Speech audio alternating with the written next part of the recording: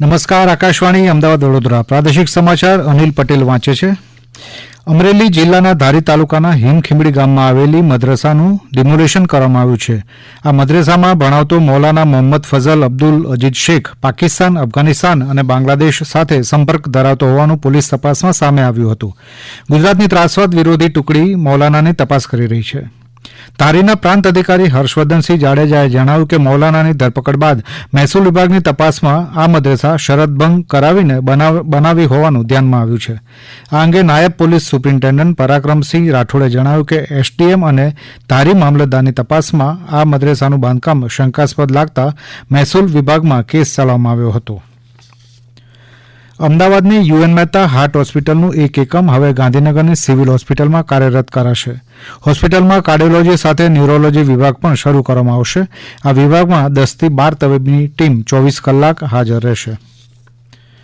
હાલમાં ભારત અને પાકિસ્તાન વચ્ચે તણાવની સ્થિતિ હોવાથી જાફરાબાદથી અડધા નોટિકલ માઇલ દૂર ટોકન લીધા વગર દરિયામાં માછીમારી કરવા ગયેલી બોટના 7 ખલાસી સામે પોલીસે ગુનો નોંધ્યો છે.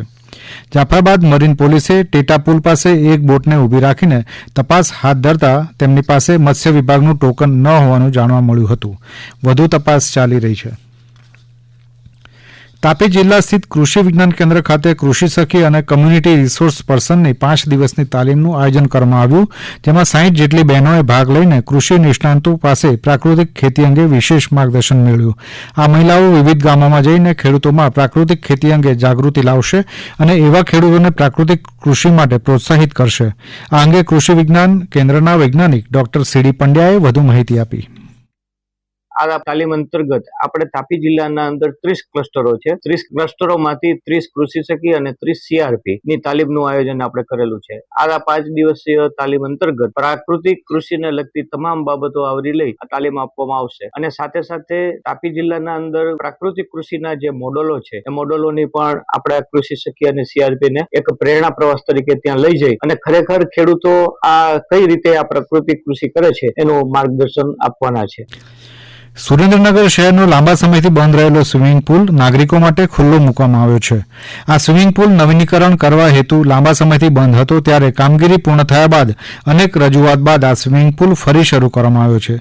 સ્વિમિંગ પુલ માટે નોંધણી ફરજિયાત રહેશે તેમ મહાનગરપાલિકાના નાયબ મ્યુનિસિપલ કમિશનર અર્જુનસિંહ ચાવડાએ જણાવ્યું. રજીસ્ટ્રેશન પ્રક્રિયા માટે સ્નાનાગાર ખાતે મેનેજરશ્રીનો સંપર્ક કરી ત્યાંથી રજીસ્ટ્રેશન ફોર્મ મેળવી અને ધોરણસરની પ્રક્રિયા પૂર્ણ કરી રજીસ્ટ્રેશન કરાવી શકાશે. અને વાર્ષિક રજીસ્ટ્રેશન ફી ₹1500 નું ધોરણ રાખવામાં આવેલું છે. અર્ધવાર્ષિક માટે ₹1000 નું ધોરણ છે અને માસિક ફી ₹300 રાખવામાં આવેલી છે. તો અનુકૂળતા મુજબ નગરજનો એનો લાભ લઈ શકે છે. દ્વારકા જિલ્લાના બજાણા ગામે વીજળીનો થાંભલો ધરાશાયી થતાં 2 શ્રમિકોના મૃત્યુ થયા છે અને 2 શ્રમિકોને ઈજા થઈ છે. ઈજાગ્રસ્તોને વધુ સારવાર માટે જામનગરની હોસ્પિટલમાં ખસેડવામાં આવ્યા છે. મોરબી વાંકાનેર હાઈવે પર સર્જાયેલા અકસ્માતમાં પીએસઆઈ બીઆર જાડેજાનું મૃત્યુ થયું છે. મૂળ ભુજના મોટા રૈયા ગામના રહેવાસી અને મોરબી હેડક્વાર્ટર ખાતે ફરજ બજાવતા શ્રી જાડેજાનું સ્કૂટર ભારે વાહન સાથે અથડાતા આ અકસ્માત સર્જાયો હતો. ગુજરાત વિદ્યાપીઠના વિવિધ અભ્યાસક્રમોની બેઠકો માટે લેવાયેલી ગીતા પ્રવેશ પરીક્ષા એટલે કે Gujarat Vidyapith eligibility and એફિકસી test for એડમિશનમાં કુલ 1181 વિદ્યાર્થીઓએ ભાગ લીધો હતો. રાજ્યમાં 30 કેન્દ્રો અને આસામ તથા અરુણાચલ પ્રદેશના 3 કેન્દ્રોમાં આ પરીક્ષાનું આયોજન કરવામાં આવ્યું હતું. વિદ્યાર્થીઓએ વધુ જાણકારી માટે ગુજરાત વિદ્યાપીઠની વેબસાઇટ www.gujaratvidyapith.org નો સંપર્ક કરવો. પ્રવેશ પરીક્ષાનું પરિણામ એ જ દિવસે જાહેર કરવામાં આવ્યું હતું. ગુજરાત વિદ્યાપીઠના તમામ વિદ્યાર્થીઓ માટે 1 જુલાઈ 2025થી ગુરુ પૂર્ણિમા સત્રનો પ્રારંભ થશે.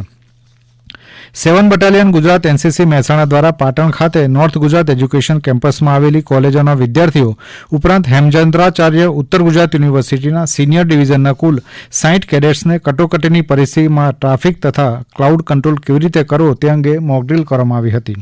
મોકડ્રીલ દરમિયાન હાજર પાટણના નાગરિકોને પણ માર્ગદર્શન આપવામાં આવ્યું હતું. આ સમાચાર આપ આકાશવાણીના અમદાવાદ વડોદરા કેન્દ્ર પરથી સાંભળી રહ્યા હતા. આ સમાચાર આપ અમારી YouTube channel AIR news Gujarat પર પણ સાંભળી શકશો. વધુ સમાચાર માટે અમારી વેબસાઇટ newsonair.gov.in/gujarati અને અમારા એક્સ હેન્ડલ AIR_news_ABAD ને ફોલો કરશો. આકાશવાણીના અમદાવાદ વડોદરા કેન્દ્ર પરથી પ્રાદેશિક સમાચાર પૂરા થયા. હવે પછી આપ સાંજે 7:10 પ્રાદેશિક સમાચાર સાંભળી શકશો. નમસ્કાર.